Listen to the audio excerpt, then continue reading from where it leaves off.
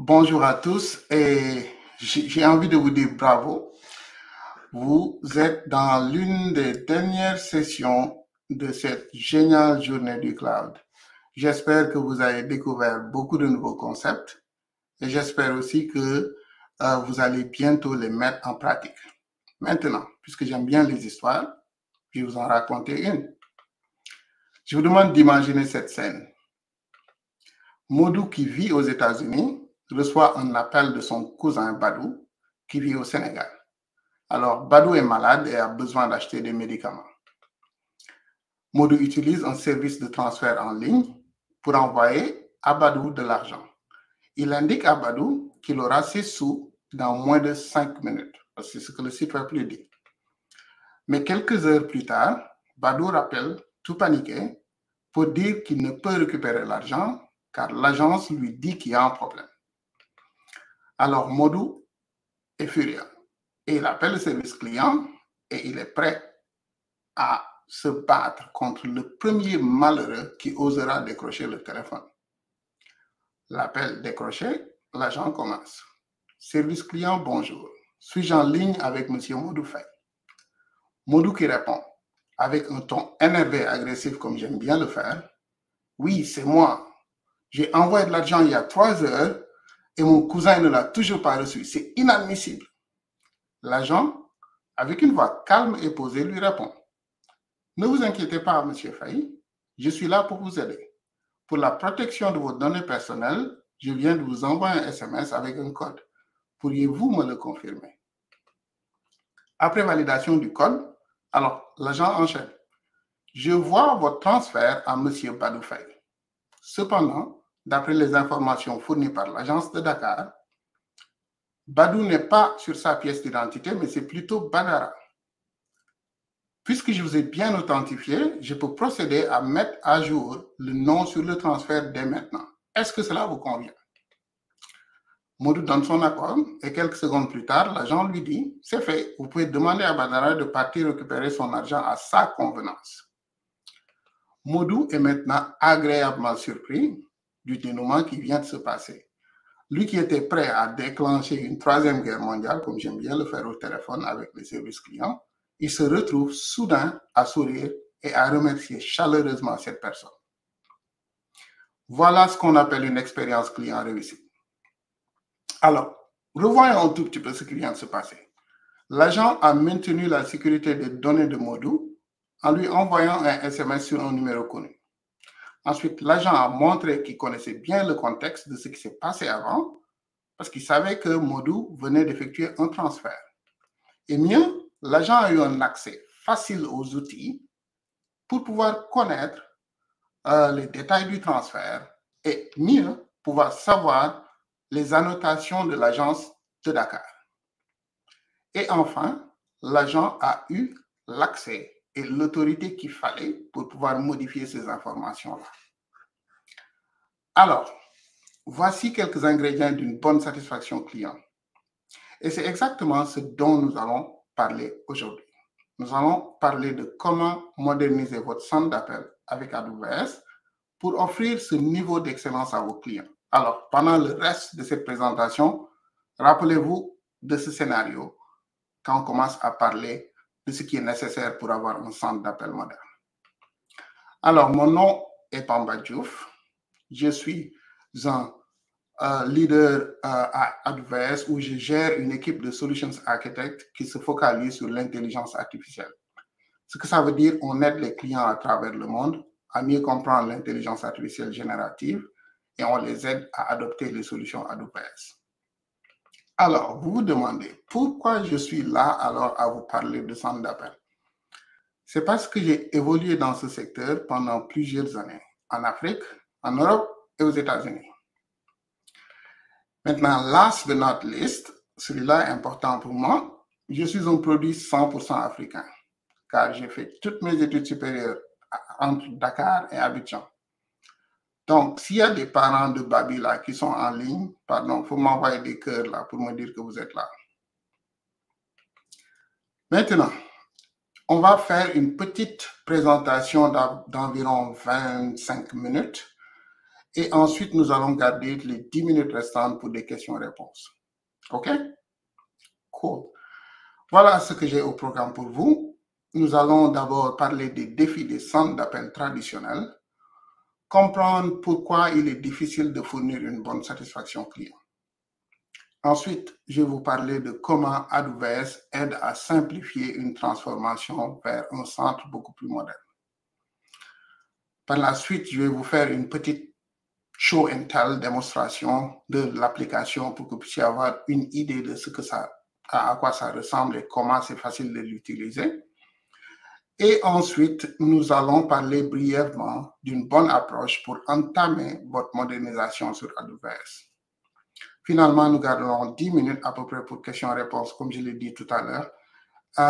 Et Mohamed ici, Mohamedou, va nous aider à voir un peu les chats et il saura exactement quand m'arrêter si la question nécessite qu'on l'adresse immédiatement. Sinon, nous allons le mettre pour la fin. Cool.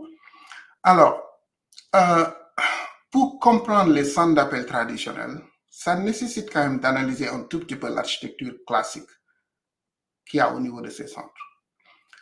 Prenons l'exemple d'un appel téléphonique. Alors, l'appel d'un client sur un numéro de service, un numéro vert, est d'abord acheminé par l'opérateur téléphonique vers votre plateforme de réception, qui est souvent un serveur vocal interactif. Il est chargé de collecter les informations initiales, telles que l'objet de votre appel, interroger des bases de données pour récupérer votre profil client, ou d'autres données telles que l'historique de vos appels, vos contrats si vous en avez et vos préférences.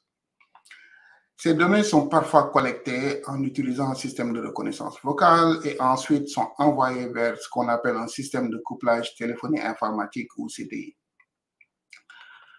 Alors, riche de toutes ces informations, un système de routage sophistiqué entre en jeu avec ces données pour essayer de prendre l'agent le plus qualifié pour traiter cet appel spécifique qui arrive. Et finalement, l'appel et l'ensemble des données qui ont été collectées sont simultanément envoyées vers le poste de l'agent sélectionné via ce qu'on appelle un PABX ou un autocommutateur téléphonique. Et sur le poste de l'agent, maintenant, vous pouvez avoir une application qu'on appelle souvent bandeau téléphonique qui permet d'afficher les informations de l'appelant et permettre à l'agent de délivrer une expérience personnalisée. Alors, vous pensiez que c'était terminé? Non. Parallèlement à ce traitement en temps réel, de nombreuses métriques et données doivent être collectées parce que quand même, on a besoin de savoir ce qui se passe, permettre aux superviseurs de pouvoir monitorer ce qui se passe, de gérer la performance, de faire des analyses prédictives, tout cela pour optimiser les opérations. Alors, j'allais vous demander de me dire si ce schéma est simple. Et j'allais suggérer peut-être que c'est simple pour être sarcastique. Ce n'est pas du tout simple. La mise en œuvre et la maintenance de cette infrastructure avec autant de modules est un défi de taille pour les développeurs, les équipes techniques qui sont chargées de maintenir cela. Alors, il est évident que cette architecture présente beaucoup de défis pour l'ensemble des utilisateurs de ce centre d'appel. Le premier étant le client. Alors, les défis pour le client sont la complexité de cette architecture crée des expériences incohérentes. Il y a plusieurs de transferts inutiles vers des personnes qui ne peuvent même pas résoudre notre problème. Et le pire pour moi, en tout cas, ça m'énerve constamment, c'est être forcé de répéter plusieurs fois ce qu'on a déjà dit à l'agent précédent à travers différents canaux et en fonction des différents transferts. Ensuite, il y a les agents. Les agents qui sont tout le temps contraints, à cause de cette architecture difficile, d'utiliser un mode de travail qui est quand même inefficace. Et souvent, ils sont obligés de copier d'une application, de coller dans une autre et de faire beaucoup de gymnastique pour pouvoir gérer le client qui est en ligne. Ensuite, nous avons les managers. Ce que j'appelle les managers, c'est tout ce qui est superviseur, agent qualité, les gestionnaires, etc. Ils ont un problème avec cette architecture d'avoir accès à des données intégrées et ce qui les empêche vraiment de pouvoir monitorer ce qui se passe en temps réel, de pouvoir mesurer et améliorer les résultats commerciaux de façon simple et efficace. Et enfin, j'appelle les administrateurs, mes amis informaticiens, et ils font face à beaucoup d'obstacles technologiques qui ralentissent vraiment l'innovation. Parce que pour faire un tout petit changement, il va falloir qu'il touche à plusieurs modules, par exemple le système de routage, le SVI, le système de reconnaissance vocale avant de pouvoir faire une implémentation. Ce qui rallonge vraiment les coûts et les temps de mise en œuvre ou de maintenance de tous ces systèmes. Ces défis, c'est les mêmes que nos clients ont partagés avec nous. Et ils sont aussi confirmés par une enquête de Gartner Research en 2023, où il est établi clairement que l'un des défis majeurs exprimés par la plupart des organisations, c'est comment faire pour s'adapter rapidement aux offres, pour offrir en réalité aux clients l'expérience qu'ils recherchent. Et ces défis nous indiquent que les organisations, quand même, ils ont beaucoup de problèmes avec cette architecture classique qu'ils utilisent pour leur centre de contact. Car une plateforme de centre d'appel doit alors permettre aux organisations de pouvoir constamment améliorer l'expérience de leurs clients. Et cette citation de Jeff Bezos que j'ai à l'écran sur la satisfaction client résume bien la situation. La traduction, c'est que les clients sont toujours magnifiquement et merveilleusement insatisfaits, même lorsqu'ils se disent heureux et que les affaires sont bien. Et c'est pour cela que chez Amazon, nous nous efforçons d'être obsédés par les expériences de nos clients. Et pour nous, ce défi n'est jamais terminé car les attentes continuent d'augmenter tous les jours. Alors, il y a plusieurs années, notre service client Amazon.com, qui est la plupart du temps jugé l'un des meilleurs services clients au monde, a rencontré ces mêmes défis que je suis en train de décrire. Et rapidement, on s'est rendu compte que l'utilisation de ce type d'architecture classique que j'ai présenté tout à l'heure nous empêchait vraiment d'améliorer les expériences de tous les clients qu'on a pour pouvoir gérer nos centres d'appel. Alors, pour moderniser, nous avons créé Amazon Connect. Alors, Amazon Connect a été conçu pour offrir une grande flexibilité grâce à son architecture basée sur des services de cloud natifs qui sont entièrement personnalisables. Et étant donné que c'est basé sur des services de cloud natifs, alors toutes les options que le cloud offre sont disponibles naturellement, à savoir la facturation à l'usage, par exemple. C'est-à-dire, vous ne payez que ce que vous consommez. Mais avec Amazon Connect, c'est encore mieux. Parce que imaginez un monde où vous pouvez créer votre centre d'appel, configurer vos agents, configurer vos superviseurs, configurer vos flux et tout, et vous ne payez pas un centime tant qu'un client ne vous appelle pas. Prenez un moment pour revoir un tout petit peu ce que je dis. Vous qui êtes un provider de contact center ou vous qui êtes une société qui voulait démarrer un centre de contact, vous n'avez pas un gros budget pour aller acheter des infrastructures, vous pouvez venir faire tout votre design, créer la plupart de vos flux et vous ne payez que quand vos propres clients vous appellent. Ce qui veut dire que quand vous avez un modèle économique qui est adapté, vous pouvez assez facilement maintenant planifier, inclure ce coût et pouvoir opérer ce centre d'appel mieux. Alors, le deuxième point de bénéfice, c'est l'adaptation automatique des ressources en fonction de la charge. Votre infrastructure est adaptable en fonction de la demande. Là, j'ai une petite histoire, je vais voir le temps, on peut pouvoir pour raconter une histoire pendant Covid.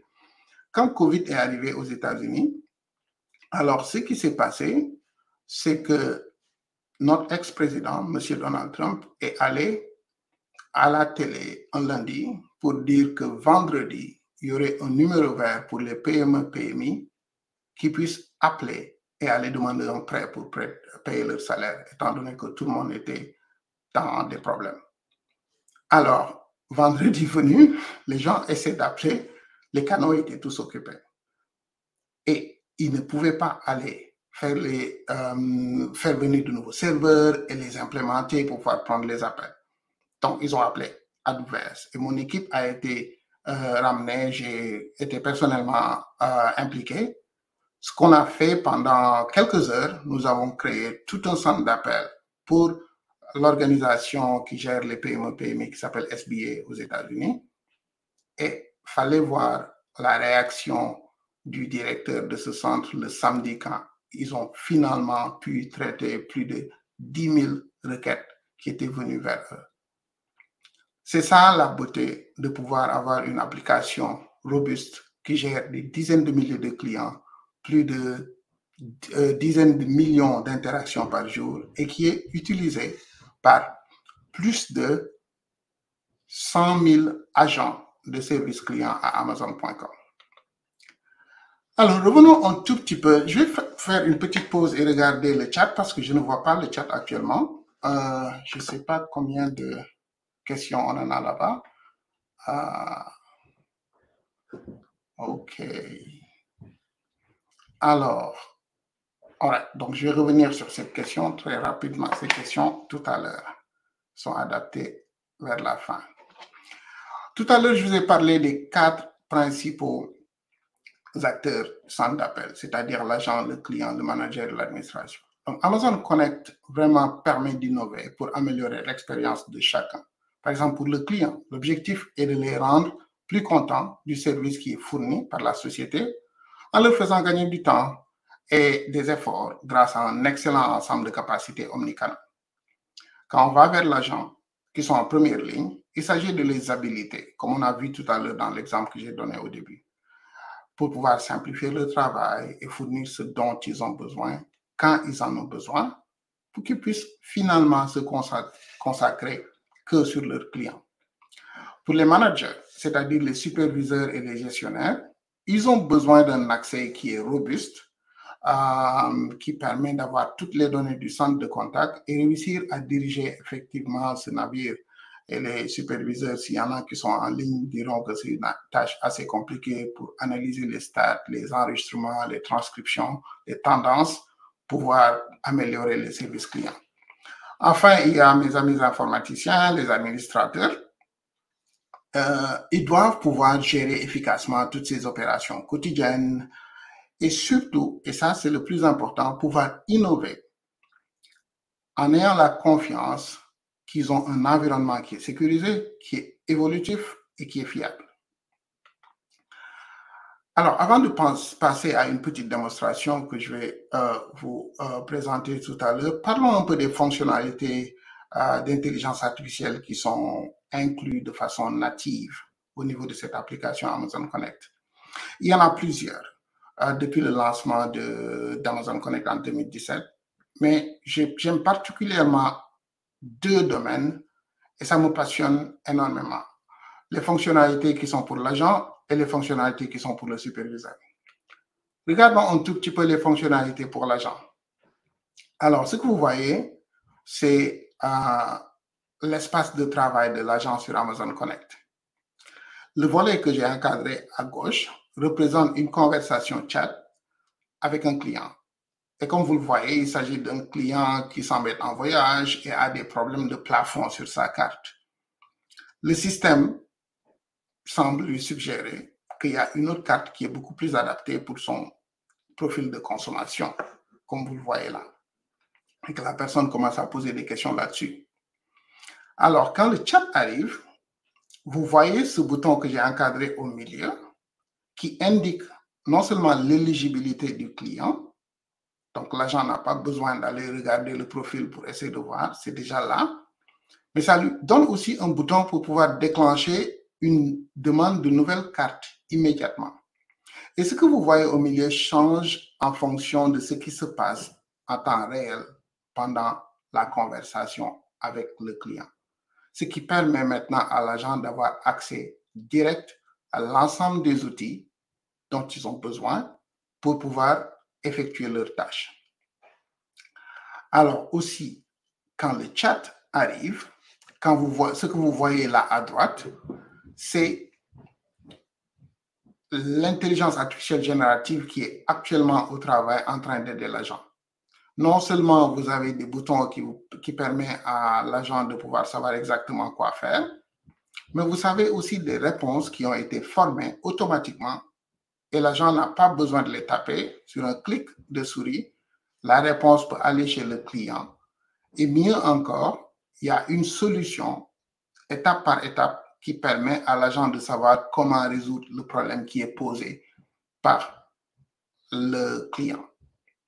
Ça transforme un agent en héros. Tout à l'heure, l'exemple que je vous ai donné, la conversation est tellement fluide et l'agent semble tellement avoir toutes les connaissances qu'il faut pour résoudre.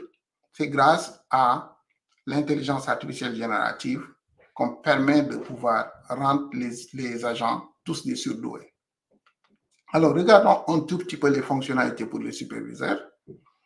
Ceci est le tableau de bord du superviseur, par exemple. Et ici, ce que j'ai encadré, vous avez un résumé concis, qui est facile à lire, qui permet à un superviseur qui est en train de monitorer un appel de savoir exactement de quoi il s'agit durant cet appel.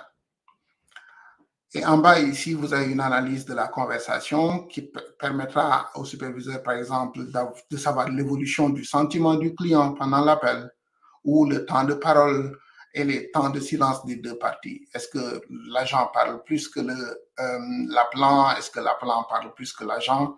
Tout ça, c'est des indicateurs qui montrent est-ce que l'agent est en train de suivre les consignes du superviseur. Et ce n'est pas tout. Par exemple, là, vous avez la possibilité de visualiser l'écran de l'agent pendant qu'ils sont en train de traiter cet appel.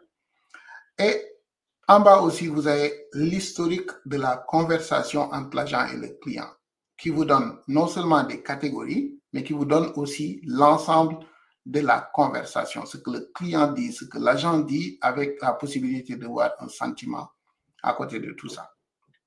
Alors, l'ensemble des écrans que je viens de montrer sont disponibles de façon native en utilisant immédiatement l'application qui a été fournie. Cependant, certaines sociétés aiment bien la flexibilité de pouvoir concevoir les outils qu'il leur faut. C'est pour ça, Amazon Connect privilégie l'aspect API et l'ensemble des choses que vous voyez actuellement sont disponibles avec des API, ce qui permet aux développeurs de pouvoir créer une application beaucoup plus complexe que ce que vous voyez à l'écran. Alors, maintenant, je vais faire une petite pause, regarder les questions et ensuite je vais switcher mon écran pour aller vous présenter une petite démonstration. Alors, Mamadou, quelle question tu penses que je devrais commencer? J'en ai 1, 2, 3, 4, 5. Je pense que il y a des questions qui sont votées. OK. Les questions arrivent par ordre normalement d'importance. Cool. Alors, cette question est comment l'intégration de l'IA via des services comme Amazon Lex pour les chatbots peut-elle améliorer l'efficacité du centre d'appel? J'en ai un peu parlé tout à l'heure. L'idée, c'est de dire quelles sont les tâches qui sont répétitives et qui prennent du temps et qui n'apportent pas beaucoup de valeur. Est-ce qu'on peut automatiser ces tâches et utiliser l'intelligence artificielle pour aider l'agent à pouvoir économiser son temps là-dessus? Et ce que ça va faire, ça va permettre aux appels de devenir ou aux conversations chat de devenir beaucoup moins longs et ça permet à l'agent de pouvoir passer à un autre client. En réalité, ce qu'on fait pour pouvoir décider des interactions avec lesquelles il faut pouvoir intégrer ces éléments d'intelligence artificielle, c'est de, comme je l'ai dit tout à l'heure, c'est de voir qu'est-ce qui coûte le plus cher, quels sont les bottlenecks, les points qui sont les plus difficiles pour les agents. Par exemple, un agent va devoir aller en formation. Maintenant, si on lui donne des outils qui sont beaucoup plus efficaces, le temps de formation devient plus court. Par exemple, l'écran que je vous ai montré tout à l'heure, si l'agent a tous ces éléments, donc plutôt que de les mettre en formation pendant une semaine, on peut raccourcir le temps de formation, sachant que le système est assez intelligent pour les aider. J'espère que ça répond à votre question. Alors, le deuxième upvote, c'est comment faire une migration de son centre d'appel local vers le cloud. J'ai une slide pour ça tout à l'heure, je vais y revenir. Comment gérer les problèmes de latence d'une migration du centre d'appel vers le cloud? Alors, ça, c'est une question très intéressante. Ce qu'on fait les solutions architects, par exemple, les gens qui sont dans l'équipe de Mamadou ou dans mon équipe, ce qu'ils font, ils aident les clients à un peu évaluer quelle est la région la plus adaptée. Et en termes de centre de contact, vous avez deux options. Ou alors, vous voulez être plus proche de vos clients qui vous appellent, ou alors vous voulez être plus proche des agents qui prennent les appels. Et maintenant, il y a une évaluation qui se fait et ça permet de définir la région qu'on utilise pour pouvoir faire ces installations et réduire ces latences-là. Il y a aussi d'autres dispositions qui existent avec AWS qui vous permettent d'avoir une meilleure prédictibilité des temps de latence, par exemple, en utilisant des trucs comme Direct Connect et tout ça. Alors, la question suivante, c'est, j'espère que ça répond à votre question, sinon je suis prêt à revenir là-dessus. Alors, est-ce que je vais faire un time check really quick? Nous sommes à 27 minutes. OK, cool. Je suis en train d'adresser les questions anyway.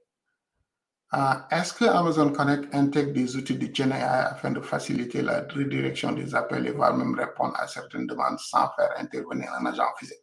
Là, c'est une question très intéressante. La plupart du temps, il faut évaluer la nature de l'interaction. Par exemple, si vous avez un centre d'appel qui gère c'est pas un cas très fréquent en Afrique, mais qui gère qui prend les appels des gens qui veulent se suicider, par exemple. Donc, vous ne voulez pas qu'un système automatique puisse décider de répondre à une personne pareille. C'est très sérieux pour dire, OK, je vais automatiser. Quand vous avez une transaction qui est hyper ultra importante pour une banque, par exemple, à coût de millions, vous ne voulez pas qu'un système automatique puisse le gérer entièrement.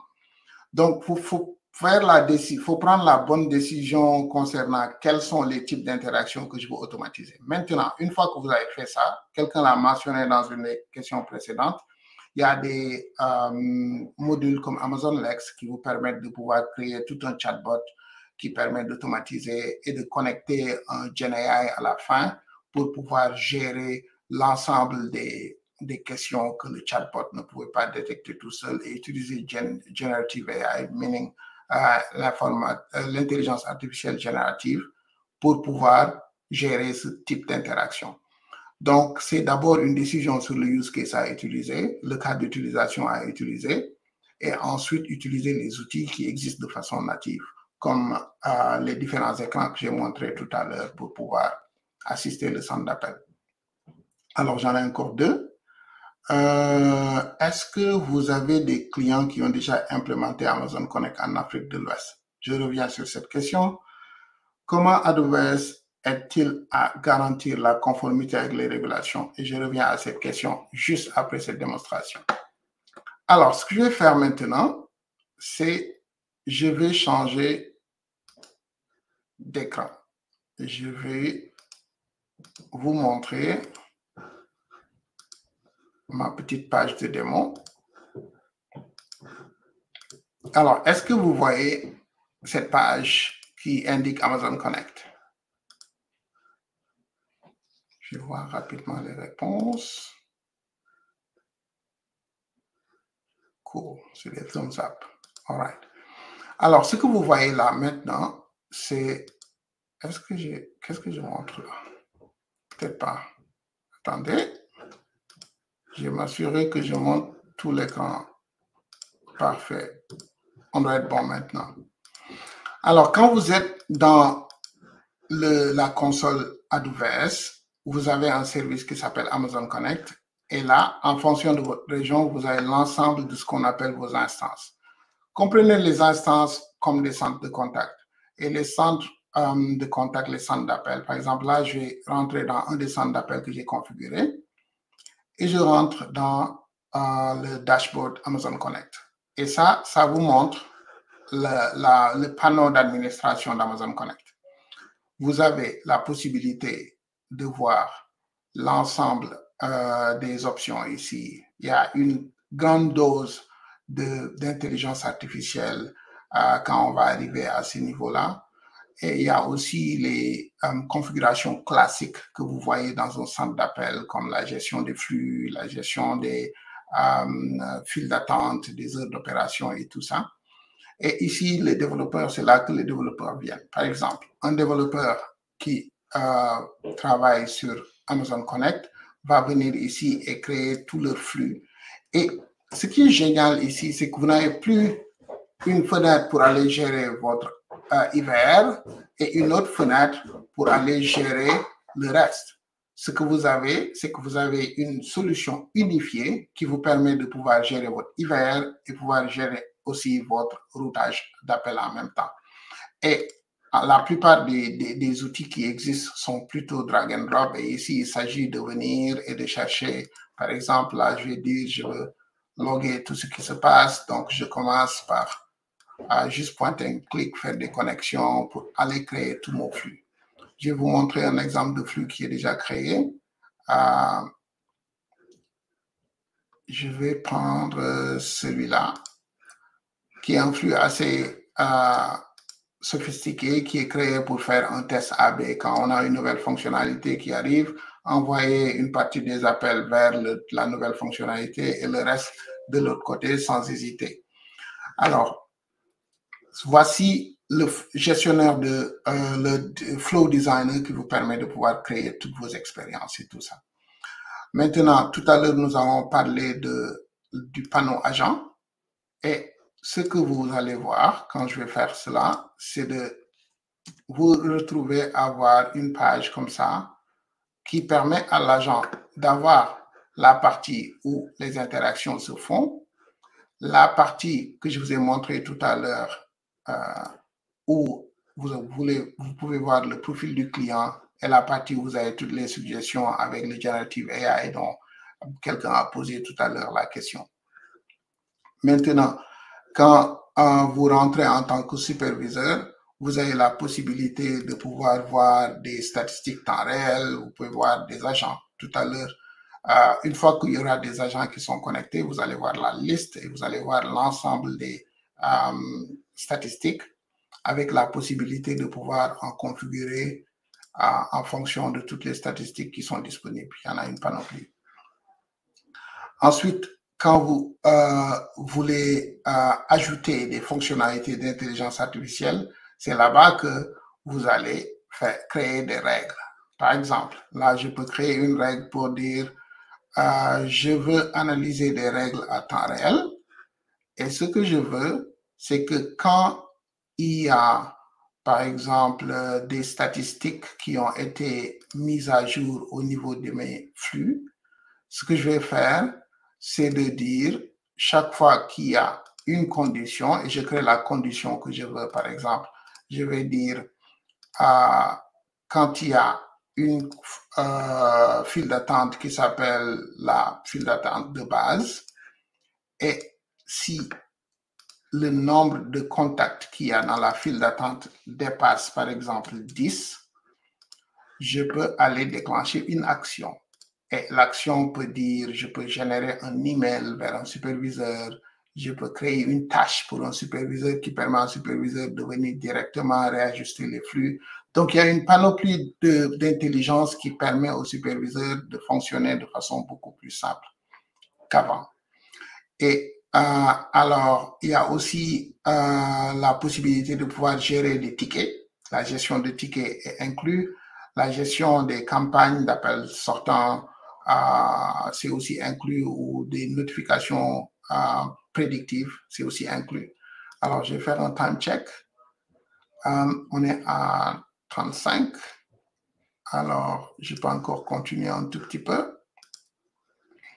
Quand vous êtes là et que vous regardez un tout petit peu maintenant la gestion des utilisateurs, vous avez la possibilité de pouvoir soit gérer vos utilisateurs directement ici, ou vous gérez vos utilisateurs en utilisant un système qui existe déjà au niveau les directory services. Si vous avez un Outlook ou vous avez n'importe quel directory services, vous pouvez faire de sorte que c'est cette base qui est utilisée. Donc, du coup, les agents ne se mettent pas à avoir à gérer de nouveau un mot de passe et ainsi de suite. Alors, je vais regarder encore la zone pour voir s'il y a des questions. J'ai arrêté le partage d'écran pour éviter de vous rendre fou avec tout ça. All right. Donc, on a marqué certaines questions answered. Et je crois que nous avons...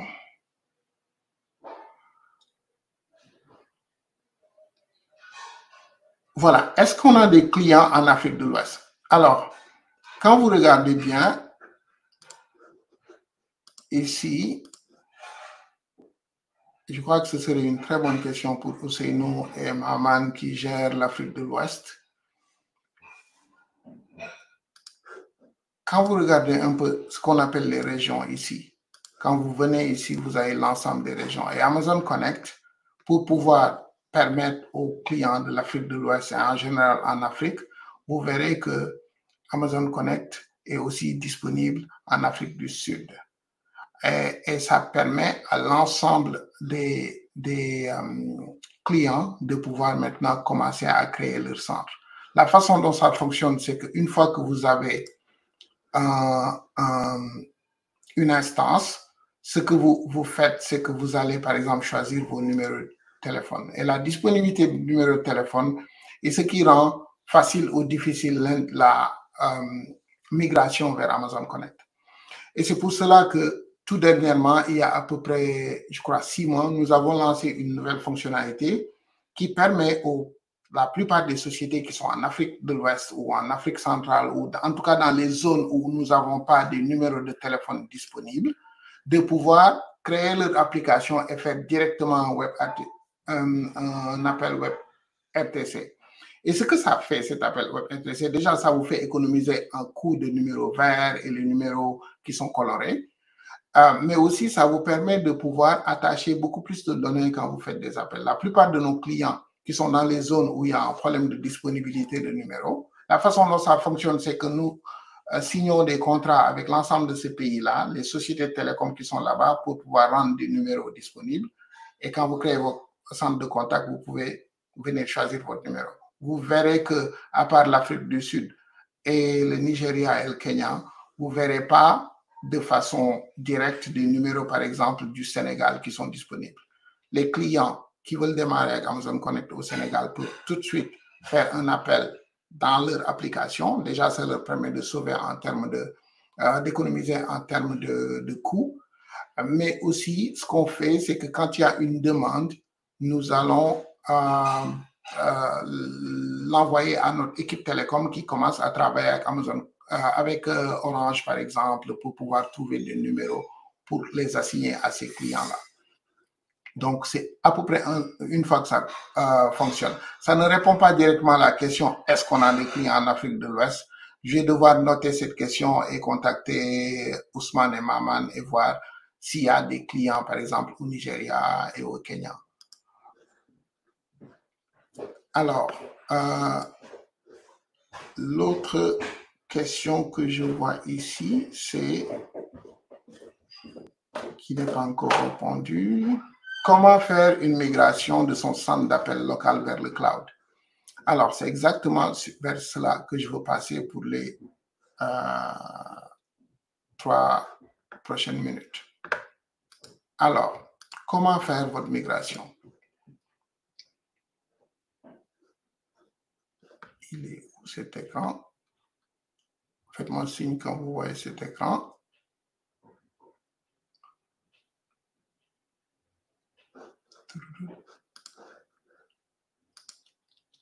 Alors, vous voyez mon écran?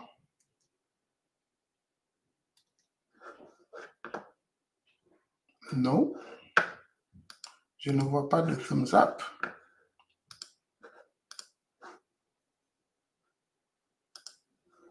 Est-ce que vous voyez l'écran? Yes, no? Là, c'est bon. Cool. All right. Alors, pour migrer vers AWS, l'ensemble des clients qu'on utilise ont ce procédé qu'on le recommande parce que c'est le plus adapté et le plus sûr. Et souvent, en tant qu'informaticien, l'erreur qu'on fait, on prend une technologie, on fait un test qui représente absolument rien pour le business. Ça ne parle pas au business et on veut convaincre nos équipes à aller adopter une technologie. Ce qu'on recommande plutôt, c'est de définir un cadre d'utilisation et des objectifs. Et par exemple, c'est de se dire, voici les problèmes de service client que j'ai. Donc, je vais devoir créer je vais devoir adresser ce cas d'utilisation. Ensuite, de venir sur Amazon Connect, de valider le concept. Vous avez la possibilité de créer tout un centre d'appel sans payer un rond. Alors, vous pouvez valider ce concept et voir qu'en fait, en implémentant ce que vous avez conçu comme cas d'utilisation, vous pouvez avoir des mesures et valider cela. Ensuite, vous choisissez votre pilote de production. Pilote de production, souvent, ce qu'on conseille, c'est que les gens se focalisent sur un cas qui n'est pas très risqué. La plupart de mes clients, ce qu'ils font, ils commencent par leur helpdesk interne. La plupart du temps, le helpdesk doit appeler pour avoir le problème être pris en charge rapidement. Alors, implémenter Amazon Connect et dire, hey, helpdesk, maintenant, on va t'embarquer sur Amazon Connect et quand les gens appellent, vous allez devenir des agents, vous pouvez prendre et traquer ce qui se passe. Et un très bon exemple pour démarrer. Il y en a d'autres qui prennent carrément un cas de production avec un cas d'utilisation de leur client externe pour pouvoir faire un pilote. Comme on l'a vu tout à l'heure, vous pouvez faire des A/B tests. Donc, vous pouvez, dans votre centre d'appel qui existe aujourd'hui, router 90% des appels et dire 55% des appels ou 10% des appels qui restent vont aller vers ce nouveau système Amazon Connect. Et une fois que vous aurez validé que l'ensemble des métriques vous pouvez les atteindre, ensuite seulement vous déclenchez votre déploiement en production. Maintenant, il y a plusieurs ressources que j'ai ici avec les QR codes que je vous invite à copier ou prendre une capture d'écran. Mais ce que je ferai aussi, c'est qu'on va partager cette présentation tout à l'heure et vous pourrez aussi récupérer ça là-bas. Et ça vous donne beaucoup de ressources pour pouvoir aussi démarrer. Alors, combien de temps on a? À peu près 5 minutes et on va essayer d'adresser le reste des questions. En attendant, si vous voulez scanner mon LinkedIn et que vous avez des questions que peut-être je n'aurai pas adressées pendant cette session, je me ferai un plaisir de revenir là-dessus. Alors, je crois qu'on vient de parler de comment faire une migration de centre d'appel vers le cloud. On peut aller un peu plus en détail si vous me contactez directement. Alors, comment AWS aide-t-il à garantir la conformité avec les régulations industrielles et normes de sécurité de données? Excellente question.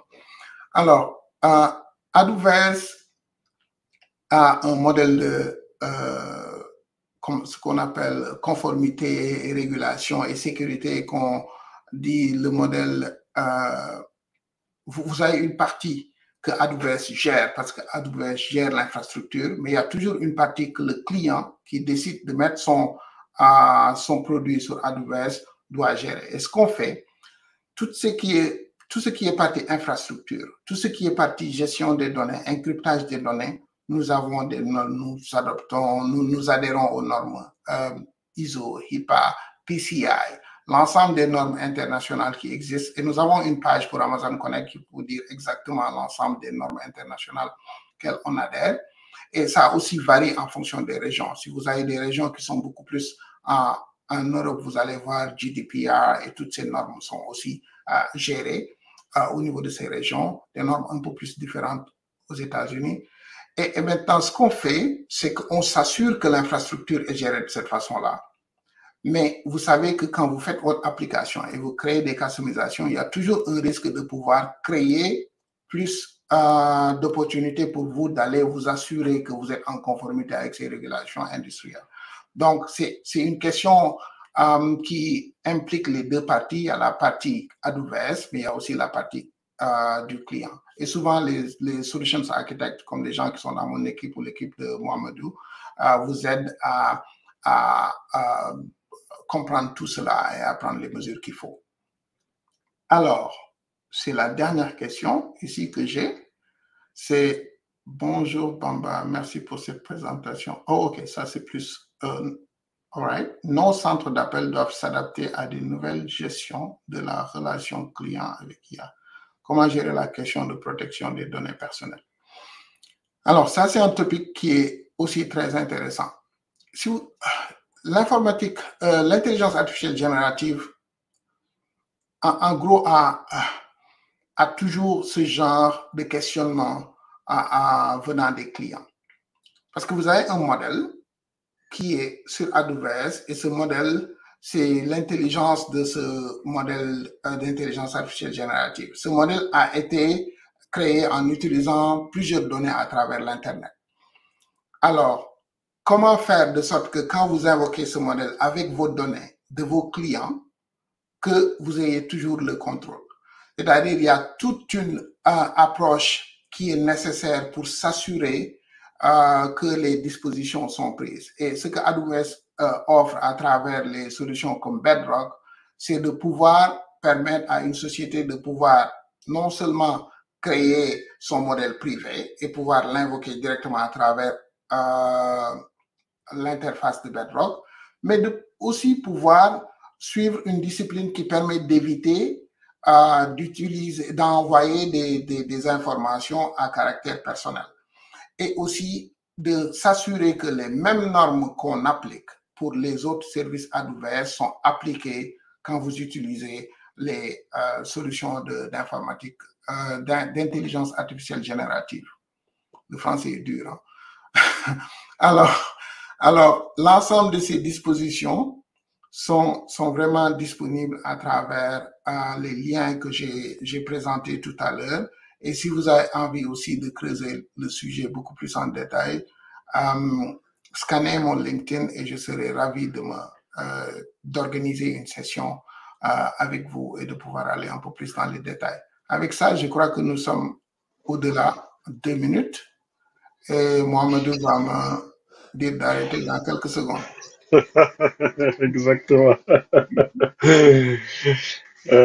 Merci beaucoup, Bamba Diouf, pour cette excellente présentation. En tout cas, à en juger les questions, les réactions, les petits cœurs que tu as eus. J'espère aussi que Modoufa est vraiment content d'avoir pu recevoir ce qu'il attendait. En tout cas, j'ai beaucoup aimé la session. Et juste donc, je prends quelques instants. J'ai posté la survey. Je sais pas ce qui s'est passé. Bon, bah, tu s'est déconnecté.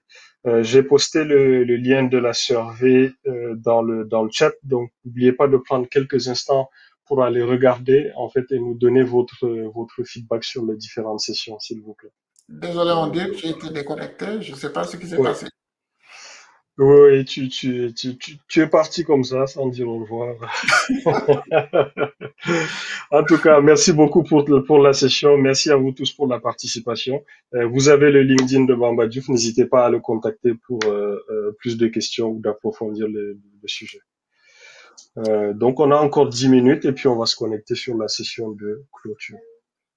Merci beaucoup. Merci tout le monde Merci. pour votre session et à plus tard. À bientôt.